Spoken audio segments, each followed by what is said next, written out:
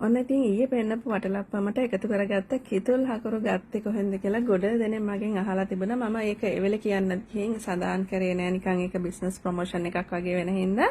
නමුත් ඉතින් දැන් ඔයගොල්ලෝ ගොඩක් දෙනෙක් අහපු නිසා මම කියන්න හිතුවා. මොකද හොඳ දෙයක් අපි කුහක නොවි හොඳයි කියන්න පුළුවන්කමක් අපිට තියෙන්න ඕන.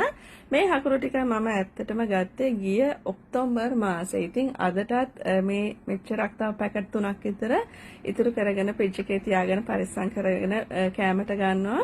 මොකද මට හොඳ කිතුල් හකුරු ටිකක් ගන්න උවමනා වෙලා තිබ්බා. ඉතින් මම මෙයා පේජ් එක මේක මිහිරංගි ප්‍රොඩක්ට්ස් තමයි මේ පේජ් එකේ නම.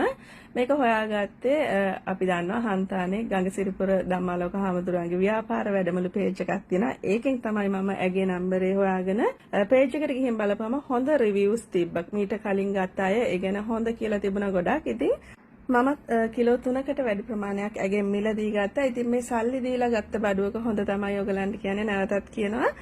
කැමති අයට ඉතින් ඇගෙන් මිලදී ගන්න පුළුවන්. දැන් ඔයගොල්ලෝ මේක ගානක් දකින්න නැතිනේ. ඉතින් අපි දන්නවා කිතුල් කර්මාන්තය කියන්නේ දේශගුණියත් එක්ක ගොඩක් මිල ඉහළ පහළ යන දෙයක්. ඒක නිසා දැන් මිල වැඩි වෙලා නම් මේ ගානට මිල්ලලා යාට කරදර කරන්න එපා. මොකද මේ මනුස්සයත් කරන්නේ බිස්නස් එකක්නේ. ඔයගලන්ට කැමති නම් විතරක් ඇගෙන් මිලදී ගන්න. මම හිතනවා මම ගද්දි තිබ්බ ක්වොලිටියටම එයා තාම මේ බිස්නස් එක කරගෙන යනවා ඇති කියලා. එහෙනම් ඉතින් බිස්නස් එකේ විස්තර ටික පල්ලෙහෙන් දාන්නම් කැමති කෙනෙක් ඇගෙන් මිලදී ගන්න.